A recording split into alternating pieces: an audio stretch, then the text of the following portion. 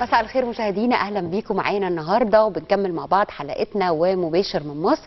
واسمحوا لي في البدايه بس اشكر كل الزميله مريم بدر وفقرتها الاولى، وهنكمل مع بعض. وزي ما اشرنا في البدايه النهارده هنتكلم عن ملف غايه في الاهميه، ملف بيحرص الرئيس عبد الفتاح السيسي واستراتيجيه الدوله المصريه بشكل عام على دعمه بشكل كبير. النهارده هنتكلم عن النانو تكنولوجي، واسمحوا لنا يكون معانا النهارده دكتوره رباب الشريف، عميد كليه الدراسات العليا للنانو تكنولوجي بجامعه القاهره. مساء الخير. مساء الخير، اهلا بحضرتك. الحقيقه يمكن انا قبل بس ما اتكلم عن النانو تكنولوجي تحديدا، انا عرفت انه مصر تقدمت للمركز ال16 صح؟ في بعض التخصصات اللي بتدعم هذه التقنية. وطبعا الكلية بتضيف لمصر الكثير في مجال التقني بشكل عام. أولا نشرح للسادة المشاهدين يعني إيه نانو تكنولوجي، وماذا يعني كمان وصول مصر لهذه المرتبة. مساء الخير عليكم جميعا. في الحقيقة علم النانو تكنولوجي يعتبر من العلوم الحديثة، لكن في الحقيقة هو علم بازغ جدا ومهم جدا وملف غاية في الأهمية. ونتيجة لأهميته الشديدة طبعا احنا عندنا القيادة السياسية الواعية والمدركة تماما للتكنولوجيا وأهميتها في التقدم الاقتصادي وتقدم البلاد. فيعني طبعا سيادة الرئيس عبد الفتاح السيسي أبدى اهتمام شديد جدا بهذا الملف، وكان من 3 سنوات بالظبط في عيد العلم مقولة سيادته اللي كانت بمثابة مسؤولية وتكليف لينا جميعا، ان هو نفسه يشوف جامعة القاهرة العريقة وجامعات مصر بأجمعها في مصاف دول العالم في التصنيفات العالمية للجامعات، وان احنا يكون عندنا بادرة ويعني بداية الطريق للتكنولوجيا النانو من جامعة القاهرة. فدي طبعا كانت رسالة احنا اخذناها، كانت الخطوة الأولى. طبعا دي كانت الخطوة الأولى. وفعلا رئيس جامعة القاهرة الأستاذ الدكتور عثمان القشط فعلا بدأ في إنشاء أول كلية للنانو تكنولوجي، الدراسات العليا للنانو تكنولوجي في مصر وفي العالم العربي وفي الشرق الأوسط وفي أفريقيا. ففي الحقيقة في مراكز للنانو تكنولوجي كثيرة في مصر متواجدة وفي العالم كله، لكن كلية متخصصة للدراسات العليا باسم النانو تكنولوجي احنا تعتبر الكلية الوحيدة والجديدة من نوعها في هذا المجال. نانو تكنولوجي يعني إيه؟ هل نانو تكنولوجي ده اسم جديد ولا هو موجود في الطبيعة ولا هو موجود من الحضارات القديمة؟ الحقيقة هو 3 حاجات. هو موجود في الطبيعة من زمان، موجود في الحضارات القديمة، وموجود حاليا طبعا باستخدام التكنولوجيا الحديثة قدرنا، الميكروسكوبات الحديثة قدرنا نتوصل ليه. نفسر الكلمة كده نانو وتكنولوجي. التكنولوجيا اللي هي عشان تقنية. انا هتكلم بعد كده عن حاجة مهمة قوي وهي استخداماته. طبعا استخداماته كتيرة طبعا جدا جدا يعني. التكنولوجي طبعا حضرتك عارفة ان هي تقنية، اما النانو فهي وحدة قياس دقيقة جدا، 1 على مليار، 1 على مليار من المتر. تمام. لا ترى بالعين المجرده، العين المجرده تقدر تشوف لحد 10,000 نانومتر، اقل من كده ما نقدرش نشوف. عشان ابسطها للفرد العادي، يعني احنا عندنا شعره الانسان، الشعره العاديه بتاعتنا تقريبا بتبقى 80,000 نانومتر. متخيله حضرتك سمك الشعره نفسه 80,000 نانومتر، فبالتالي ال1 نانومتر دي قياس ضعيف وصغير جدا جدا جدا. بنتكلم على يعني على مستوى الذره والجزيئات.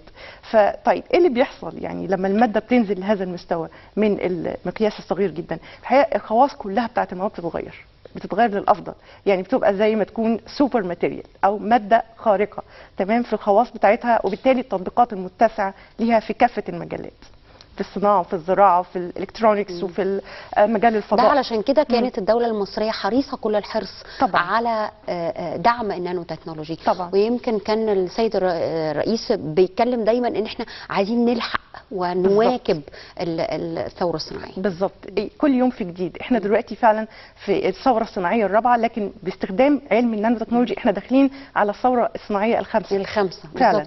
ويعني دايما لما كنا بنتكلم ان احنا يعني متاخرين قليلا، فنبدا متاخرا احسن مننا لا نبدا. لا بس احنا فعلا بدانا واحنا عندنا كوادر، خطوات كويسه جدا. حقيقي احنا عندنا كوادر بشريه فعلا شغاله في مجال النانو تكنولوجي دي اند نايت زي ما بنقول، او نهار وليل. احنا كان ترتيبنا 30 على العالم. ايوه انا بقى كنت عايزه، احنا كنا 30 على العالم في مجال البحث العلمي في النانو تكنولوجي على وجه التحديد. وصلنا ل 23 وده مركز متقدم جدا على مستوى العالم، و16 في بعض المجالات الخاصه برضو بالنانو تكنولوجي. فده طبعا تصنيف يعني هايل جدا بالنسبه لمجال البحث في النانو تكنولوجي. هايل. طيب خليني بقى وانا بتكلم عن النانو تكنولوجي وهنتكلم على استخداماته، عايزه ابدا بالاقتصاد الاخضر. تمام. علشان ايضا من استراتيجيه الدوله هي فكره التحول الى الاقتصاد الاخضر. هنستخدم النانو تكنولوجي فيه ازاي؟ احنا لو اتكلمنا عن الاقتصاد الاخضر، الاقتصاد الاخضر بيغطي يعني مجالات او محاور عديده. من ضمن هذه المحاور طبعا الطاقه والمياه. تمام. كذلك برضو المدن الذكيه او المعمار الاخضر.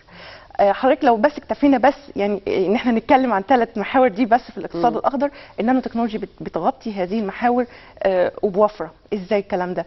في مجال الطاقه مثلا، لو اتكلمنا في مجال الطاقه هنقدر نستخدم بدائل نظيفه وامنه للطاقه بديله عن الوقود الاحفوري. استخدام الطاقه الشمسيه، استخدام طاقه الرياح بس بتكنولوجيا النانو. تمام. استخدام الهيدروجين الاخضر بقى هيفيد اكتر ازاي بقى؟ تمام.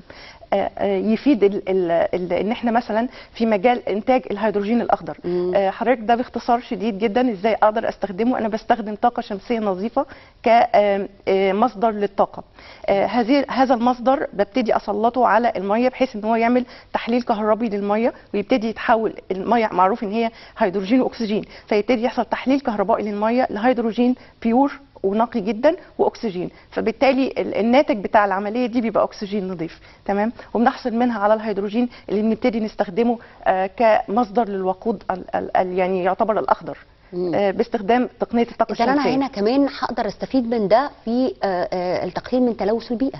طبعا انت كده بتقللي من ثاني اكسيد الكربون اللي هو المصدر الرئيسي لطبعا الجلوبال وورمنج اللي بيحصل عندنا، والاحتباس الحراري ده من او الغازات الدفيئه بصفه عامه. دي انت بتقللي منها طبعا بكميه كبيره جدا باستخدامك للطاقه الشمسيه وطاقه الرياح وطاقه الكتله الحيويه والهيدروجين الاخضر، وده كله داخل فيه يعني التصنيع بتاعه مواد نانومتريه. هايل.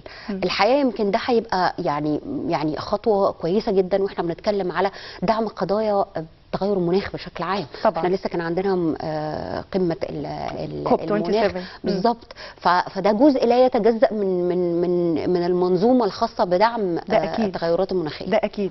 حضرتك انت مش متخيله قد ايه انت ممكن فعلا تقللي من كميه الملوثات الموجوده اصلا باستخدام تكنولوجيا النانو. هي مش بس ان هي بتقلل من انبعاثات ثاني اكسيد الكربون باستخدام الطاقه النظيفه والجديده والمتجدده، لا احنا كمان نقدر نستخدمها في تنقيه المياه من الملوثات ومن المواد المشعه باستخدام ممبرين او نسيج من المواد النانومتريه ليها القدره على امتصاص المواد الضاره وتنقيه المياه وحتى من المواد الاشعاعيه نفسها. يعني انا اقدر اعالج الميه، اقدر اعالج التربه. طبعا. في مجال الزراعه يعني حدث ولا حرج، يعني مجال واسع جدا في استخدامات النانو ماتيريال، بدءا حضرتك من التربه نفسها، تحسين خواص التربه، ان انا ازود خصوبه التربه، ان انا اقلل كميه الميه اللي محتاجها المحصول عشان ينتج. بعد يعني اطلع نفس المنتج بس كميه ميه اقل وبتربه وجوده اعلى. استخدامه كبديل للمبيدات، لان دي طبعا بتسبب مشاكل كده صحيه كثيره جدا. بنقدر نستخدم محسنات التربه نفسها، محسنات للتربه ومحسنات باستخدام سماد داخل فيه مواد نانومتريه، وكمان داخل فيها التركيبه. يعني انت بتقدري تتحكمي في التركيبه بتاعه المواد وانت بتصنعيها بايديكي. تقدري تحطي فوسفور وكالسيوم اللي هم لازمين لتسميد التربه بكميات ونسب انت بتقدري تتحكمي فيها.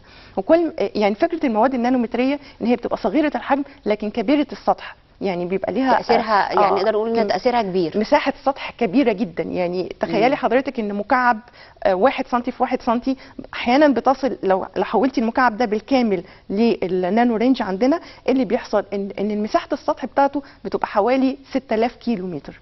عارفه يعني ايه 6000 كيلو متر؟ يعني من القاهره للاقصر 6 مرات. دي بتبقى مساحه المكعب الصغير ده. فطبعا مساحه السطح بتبقى كبيره جدا. لما مساحه السطح بتبقى كبيره بتدي امكانيات كتيره جدا في خواص الماده وامكانياتها في تحسين طبعا المجالات بقى اللي هي مستخدمه فيها، سواء كان في التربه او في الطاقه او في غيرها. طب انا يمكن لسه كنت يعني بحاول كده اعمل سيرش على القصه، وعرفت انه كمان بيدخل في الترميم والصيانه طبعا يعني الاثار. طبعا احنا عندنا ثلث اثار العالم، فمش معقول ما نستخدمش التكنولوجي ديت في حمايه اثار اثارنا اللي هي تعتبر ثروه قوميه كبيره جدا طبعا. ده؟ احنا عندنا في كليه النانو يعني نسيت احكي لحضرتك الاقسام اللي عندنا. احنا عندنا قسم تصنيع، قسم البايو نانو، وقسم الترميم والبيئه، قسم خاص للترميم والبيئه. قسم الترميم والبيئه ده بنهتم فيه ازاي نقدر نحضر مواد نانومتريه امنه وفي نفس الوقت تحمي الاثار، خاصه المعرضه للجو اللي هي مش جوه المتاحف. في عندنا اثار بتبقى معروضه في الخارج، بتتعرض للرطوبه، بتتعرض للاتربه، بتتعرض للعوامل الجويه كلها. فازاي تقدري تحميها من عوامل الطبيعه ديت، ان هي ما يحصلهاش اي تاثر او اي تاكل او اي شيء. فبيبتدي نعمل دهانات بسيطه جدا، دهانات شفافه ما تاثرش عن طريق النانوماتيريال. الدهانات دي بتبقى من النانو ماتيريالز، ما تاثرش خالص على الاثر، في نفس الوقت تحميه وتحافظ عليه من اي تاكل. هايل. طب هل احنا فعلا بدأنا في ده؟ بدأنا فعلا. وفي شراكة قريبة ان شاء الله مع المتحف المصري الكبير مع كلية النانو تكنولوجي باذن الله. ده حصريا لحضرتك ان احنا ده مهم جدا. يعني احنا هننتقل نقلة مختلفة الفترة اللي جايه طبعا، ان احنا نساعد بالمواد ديت في ترميم وحماية الاثار بتاعتنا يعني. ده خبر مهم جدا، وخبر زي ما قلتي كده حصري، لانه احنا دلوقتي يعني في انتظار الافتتاح الكبير، ودي كانت من المهمات الاساسيه لفكره حتى الانتقال طبعا. ان المتحف بكميه الاثار اللي عندنا الكبيره دي كلها. ايه ممكن تاني يكون من استخداماته مؤثره جامد في حياه مجال الطب؟ مجال الطب مجال مهم جدا في تطبيقات المواد النانومتريه. عايزه اقول لحضرتك ان ادى امل لكثير من المرضى كانوا يأسين من وجود امل لعلاج امراض زي الحوادث. ربنا يعافينا جميعا. الحوادث اللي بتحصل وبيحصل فيها قطع في الحبل الشوكي، دي بتسبب حوادث السيارات على وجه التحديد. لما بيحصل كسر في العمود الفقري وبعد كده قطع في الحبل الشوكي كمان، دي بتؤدي الى شلل تام في الجسم وملهاش علاج. المشكله طبعا ان زي ما هو معروف ان الخلايا العصبيه صعب ان هي تنمو، فعشان كده لما بيحصل قطع في الحبل الشوكي خلاص ما بتنموش مره اخرى.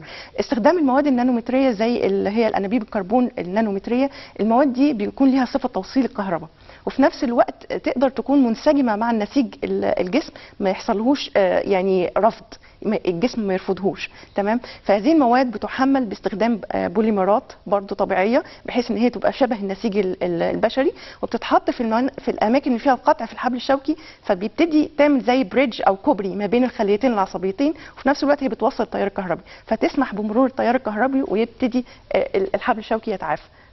وعملنا فعلا التجارب دي على فئران تجارب، ونجحت تماما. نجحت لان بتحصل فعلا زي ما حضرتك قلتي كده، ممكن يبقى في شلل تام. فطبعا من حاله ميؤوس منها الى حاله من الممكن ان هي يرجع طبيعي جدا ويعيش حياه طبيعيه. طبعا ده مجال. المجال الاخر مجال الكانسر تريتمنت او معالجه السرطان، معالجه السكر، معالجه الالزهايمر. كثير جدا من الامراض دلوقتي نقدر الحمد لله باستخدام تكنولوجيا النانو ان احنا نسيطر عليها. انت عارفه حضرتك انا عندي امل كبير جدا ان احنا نوصل في مصر ان احنا عندنا دلوقتي كوادر فعلا شغاله، وعندنا مجموعه كبيره من الطلبه عندنا ان شاء الله هيخلصوا ماجستير، وكلهم مسجلين في علاج الامراض المستعصيه باستخدام النانو تكنولوجي. عندي امل كبير جدا ان احنا نوصل لزيرو كانسر في مصر، زي ما قدرنا في المبادرات الرئاسيه العظيمه اللي تمت، فيروس سي وشلل الاطفال، ان احنا نوصل لزيرو فعلا. املي في ربنا كبير فعلا، وفي شبابنا الواعد اللي طالع، ان احنا نقدر نوصل لزيرو كانسر وزيرو دايابيتس او زيرو سكر يعني، وده باذن الله ممكن. اصل كمان العلاج الخاص بالكانسر في بعض الاحيان بيكون هو العلاج اصلا مؤذي يعني. بالظبط. ومش عايزه اقول لحضرتك ان في بعض العائلات ربنا يعني يعفي الجميع مش هنتعالج، مش لازم، لان احنا هناخد الكيميكالز وفي الاخر هيتدمر في حاجات تانية، فالنتيجه مش عارفه حضرتك يعني. الجميل في الموضوع في استخدام النانو ماتيريال في مجال الكانسر ملوش تاثيرات، ان هو بيتارجت الخليه اللي هي فيها الورم مش الخليه السليمه. المشكله في الكيموثيرابي او العلاج الكيماوي ان هو للاسف ما بيميزش بين الخلايا السليمه والخلايا السرطانيه، فبيأذي كله، فبالتالي صحه الانسان فعلا بتضعف جدا بعد العلاج الكيماوي. لكن استخدام النانو تكنولوجي، انت بتعملي حاجه اسمها نانو بنعمل فين بقى في الجزئيه دي بقى؟ احنا فعلا شغالين فيها.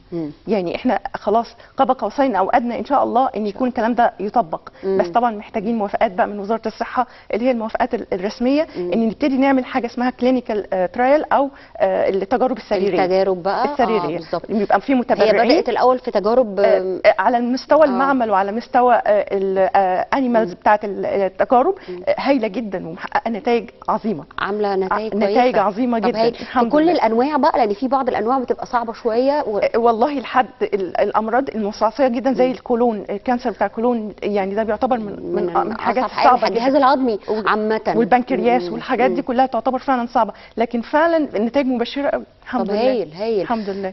وكذلك في مجال السكر، مشكله يمكن مرضى السكر دايما التئام الجروح. دلوقتي بتتعمل صح. دي موجوده بقى في الاسواق خلاص.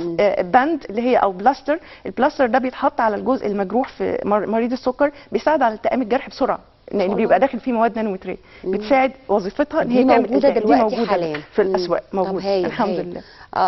طب الالزهايمر بقى، لان ده برضه الالزهايمر برضه مجال البحث شغال فيه جدا. ان احنا بنقدر نعمل مواد نانومتريه تقدر تتخلى المخ بطريقه امنه وتعالج الخلايا التالفه الموجوده بسبب الالزهايمر. بس هي دي محتاجه شويه شغل زياده. شوية. يعني بس النتائج لحد اب تل ناو برضه تعتبر مبشره مرضيه، يعني مرضيه الحمد لله، بس محتاجه شويه شغل زياده اكيد.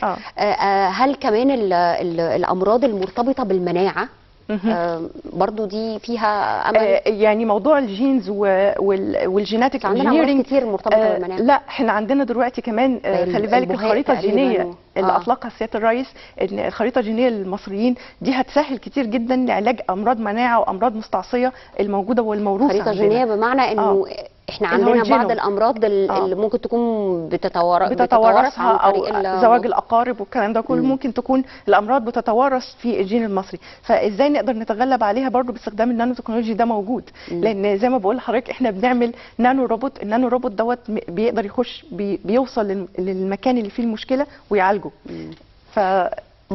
تقنيه يعني مكلف؟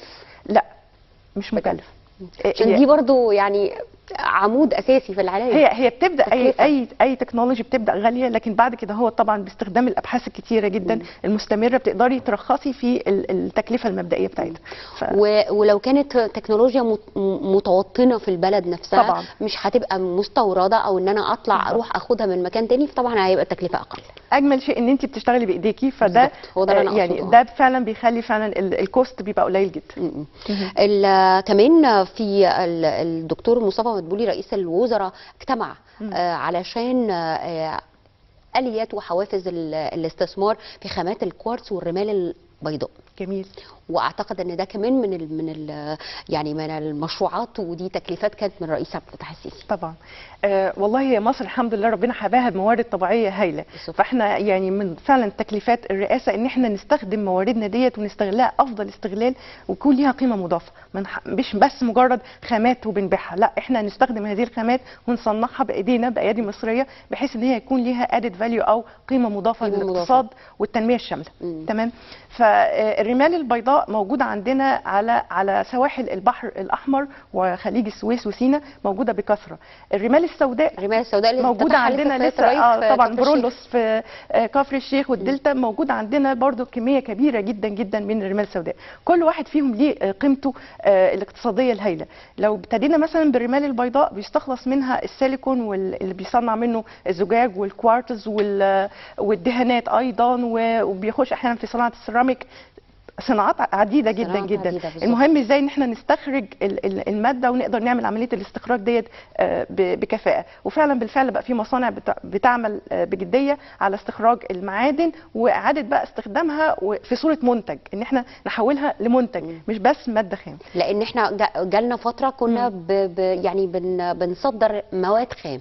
هنا تمت يعني التوجيهات فعلا جمهوريه جديده ان احنا لا احنا لازم نستخدم المواد بتاعتنا ونطلعها في صوره منتج مش بس مواد خام. ده بالنسبه للرمال البيضاء. بالنسبه للرمال السوداء دي ثروه هائله جدا. يعني حضرتك فيها الماجنيتايت، فيها الزركون، فيها كميه معادن ثمينه جدا، وبعض المعادن دي كمان بتكون مشعه، فتقدري تستخدميها. كل معدن من اللي تم استخراجه واستنقائه من هذه الرمال السوداء اتعمل له مصنع لوحده. للانتاج بقى، لخط انتاج ليه كامل. فطبعا ده شيء هايل يعني طبعا مباشر يعني. هقول لحضرتك حاجه، يمكن دي نقطه احنا حتى كوسائل اعلام بنتوقف عندها، لان احنا محتاجين ده يوصل للناس بشكل واضح. يعني بعض الاحيان كان ممكن يعني احنا هنستفيد ايه؟ لا احنا هنستفيد كتير، ومش هنستفيد دلوقتي، ده ممكن نستفيد دلوقتي وقدام وبعدين والاجيال اللي بعد كده. فدي نقطه مهمه جدا، احنا نقدر يعني نبسط الامور، لان برضو يعني مش كلنا على نفس المستوى من الثقافه من العلم، فبنبقى محتاجين التوضيحات البسيطه ديت. لانه لو اتكلمت بس عن استخدام واحد زي الصحه مثلا، ده يكفي في القصه كلها. لا احنا لسه ما دخلناش في مجال الصناعه، في مجال النسيج، في مجال الفضاء، في مجال التطبيقات العسكريه. موضوع كبير جدا، محتاج يعني وقت طويل فعلا لشرح كل جزء منه. احنا اكيد هتنورينا ان شاء الله في حلقات ثانيه باذن الله. انا بشكرك جدا، شكرا جزيلا. شكرا جزيلا لحضرتك لوجودك معانا النهارده دكتوره رباب الشريف، عميد كليه الدراسات العليا للنانو تكنولوجي بجامعه القاهره. ميرسي جدا. شكرا لحضرتك. شكرا جزيلا مشاهدينا على حسن المتابعه، وان شاء الله بكره اسره جديده ومباشر مصري. اللقاء.